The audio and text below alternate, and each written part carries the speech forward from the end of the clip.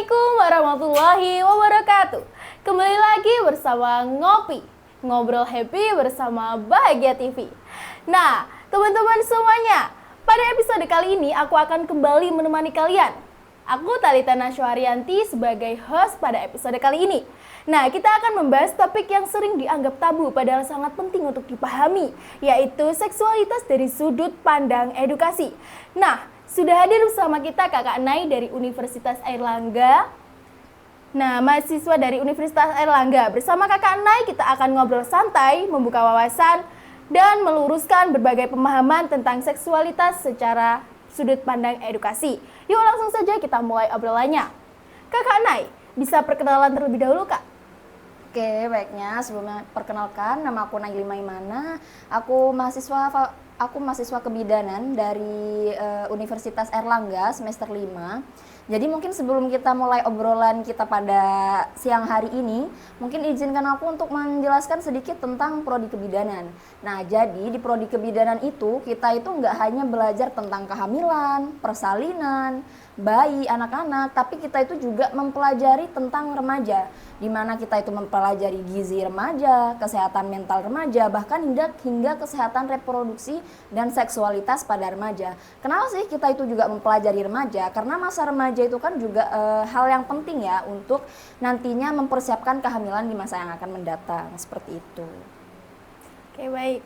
Nah, Kak, ini menurut Kakak, apa sih yang dimaksud dengan seksualitas jika dilihat dari sisi edukasi, khususnya untuk para remaja? Nah, baik.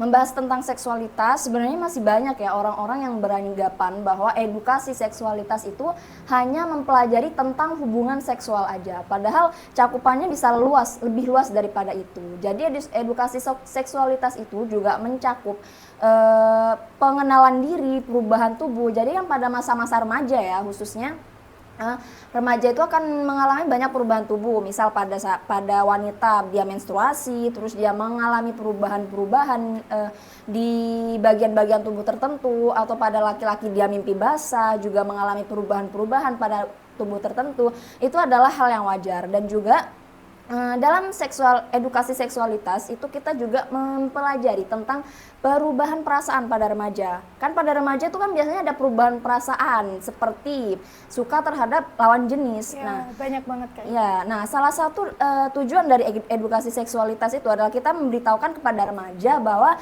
perasaan yang remaja alami, suka kepada lawan jenis itu adalah perasaan yang wajar. Namun yang perlu diketahui juga, perlu dipahami juga oleh remaja bahwa perasaan itu memang wajar, tapi kalian harus bisa mengontrol perasaan tersebut agar tidak terjerumus dan melakukan hal-hal yang bisa merugikan kalian atau orang lain, seperti itu. Ya, oke, baik Kak. Nah, nih Kak, mengapa edukasi seksualitas itu penting untuk remaja meskipun sering dianggap tabu atau tidak penting di lingkungan masyarakat? Oke, mengapa sih edukasi seksual itu penting? Nah, kita berbicara soal remaja ya, dimana yang seperti yang kita tahu, remaja ini kan masa transisi dari anak-anak menuju dewasa. Nah, biasanya pada masa-masa ini, remaja ini rasa ingin tahunya tinggi. Rasa ingin tahunya tinggi, apa ya bahasanya? Kepo. Ya, mencari jati diri. Kepo, nah iya, rasa keponya itu tinggi, jadi biasanya remaja itu suka mencoba-coba hal-hal yang belum tentu baik buat dirinya, seperti itu. Jadi edukasi seksualitas ini perlu, mengapa? Agar remaja itu bisa mengambil keputusan itu tidak hanya berdasarkan nafsu semata, tapi dia juga bisa tahu resiko dari perbuatan yang dia lakukan. Dia bisa mengetahui apa sih resiko kalau dia berbuat, semisal dia berhubungan seksual dengan pacarnya. Ada banyak dampak yang bisa dia peroleh, misal terkena penyakit menular seksual, hamil di luar nikah, seperti itu. Makanya dari itu edukasi seksualitas itu sangat penting bagi remaja. Nah, banyak beredar nih Kak, mitos seputar seksualitas. Nah, menurut Kakak, mitos apa yang paling sering disalahpahami oleh para remaja? Menurut aku mitos yang paling sering aku dengar ya tentang seksualitas, bahwa membahas seksualitas dengan remaja itu adalah hal yang tabu. Padahal sebenarnya edukasi seksualitas, membahas seksualitas dengan remaja seperti yang kita lakukan hari ini itu bukan hal yang tabu, melainkan bisa meningkatkan pengetahuan remaja-remaja di luar sana. Faktanya banyak remaja yang dia itu teredukasi tentang seksualitas secara baik, mereka itu lebih bisa menjaga diri sendiri, terus mereka itu lebih bijak dalam mengambil keputusan dan cenderung tidak gampang terjerumus pada hal-hal negatif seperti itu. Oke, nah seberapa besar peran keluarga, sekolah, dan lingkungan dalam membentuk pemahaman seksualitas yang positif, Kak? Menurut aku itu besar banget sih ya. Seperti yang kita tahu, keluarga itu pastinya adalah sekolah pertama bagi seorang anak, terutama remaja, di mana seharusnya orang tua itu bisa mengajari kepada anaknya itu batasan-batasan yang nggak boleh dilanggar oleh anaknya. Jadi orang tua itu mengajari kalau anaknya itu nggak boleh seperti ini, nggak boleh seperti itu. Terus untuk sekolah sendiri itu juga sangat berperan penting ya, karena kita di sekolah itu kan belajar secara ilmiah. Belajar tentang membahas seksualitas, belajar tentang biologi ya pastinya. Dan jika remaja itu melakukan hubungan seksual di luar nikah, tentunya mereka itu tahu resiko-resiko secara ilmiah melalui sekolah. Misal seperti yang aku bilang tadi ya, kalau berhubungan seksual itu nantinya akan hamil di luar nikah dan berpotensi membuat kesehatan mental, stres seperti itu. Dan untuk lingkungan itu juga berperan penting, apalagi terutama sekarang banyak media sosial itu juga berperan penting dalam membentuk pola pikir remaja seperti itu. Oke, baik. Tips apa yang bisa kakak bagikan agar remaja bisa menjaga diri, menghargai tubuh sendiri, dan bersikap bertanggung jawab? Tips, mungkin sedikit tips dari aku pribadi ini ya, hargai dan cintai diri kita sendiri. Jadi kalian itu harus menanamkan kepada diri sendiri kalau tubuh kalian itu adalah hal yang berharga. Jangan sampai tubuh kalian itu disentuh sembarangan oleh orang-orang yang tanpa seizin kalian. Atau mungkin kalian itu pengen nih ada dorongan nafsu untuk melakukan, kalian itu harus berpikir kalau itu akan merusak masa depan kalian. Mungkin aku ada sedikit cerita pengalaman aku berkuliah di kebidanan. Jadi aku itu pernah magang. Aku itu pernah magang di sebuah laboratorium, aku jadi asisten laboratorium. Satu saat kita itu kedatangan pasien, dia itu remaja, jauh lebih muda daripada aku. Jadi waktu itu aku juga masih remaja, masih umur 19 tahun, kedatangan pasien yang juga remaja. Setelah dilihat-lihat dari tanda-tandanya, pasien ini terlihat mengalami infeksi menular seksual. Nah, setelah dites ternyata beneran dia itu mengalami positif HIV.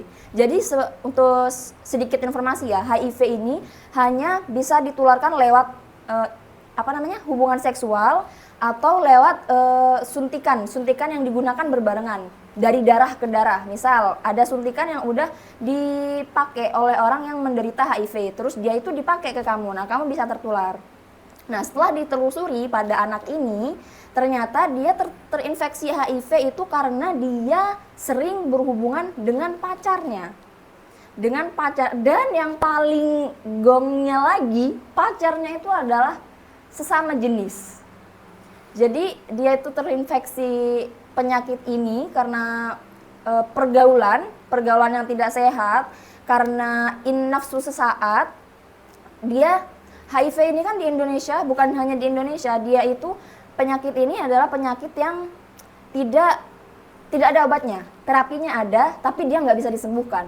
Jadi kalau penyakit HIV ini dia berkembang menjadi AIDS, mungkin anak ini akan beresiko mati muda. Atau ketika dia sudah dewasa nanti, dia kemungkinan tidak akan bisa menikah. Karena apa? Jika dia menikah, dia akan menularkan penyakit HIV ini kepada pasangannya atau juga kepada anaknya. Berarti itu nggak bisa hamil ya, Kak, kalau berhubungan gitu? Pas kena penyakit HIV? Bisa, hamil bisa, tapi bisa menurunkan penyakit ini. Dan penyakit ini nggak ada obatnya. Gitu. Oke, apa pesan kakak untuk generasi muda agar lebih bijak menyikapi informasi tentang seksualitas di media sosial? pesan aku nih mengenai media sosial. Nah, mungkin bijak-bijak dalam memilih tontonan, bijak-bijak dalam memilih informasi-informasi yang kalian didapatkan di media sosial. Jangan langsung percaya apa yang kalian tonton dan apa yang kalian lihat di media sosial, seperti itu. Nah Kak, ini agak melencong sedikit ya Kak dari percakapan kita pada siang hari ini. Kak, aku ini juga minat sama jurusan kebidanan. Nah, tapi tuh kakak bisa gak sih membagikan tips dan cara supaya masuk kebidanan itu harus belajar apa aja? Kalau dari aku sendiri untuk masuk kebidanan ya, aku itu suka biologi. Nah, dari dulu emang nilai biologi aku di SMA itu selalu alhamdulillahnya lebih tinggi ya daripada yang lain. Mungkin dan biologi ini kan juga selaras dengan prodi kebidanan, mungkin bisa ditingkatkan lagi dari pelajaran biologinya. Atau mungkin untuk tips and trick masuk kuliah nih, atau mungkin kalian bisa mengasah soft skill, misal ikut lomba, baik lomba yang non akademik itu juga nggak masalah kalian ikutin, karena itu nanti ketika pendaftaran kuliah itu juga bisa menambah nilai kalian seperti itu.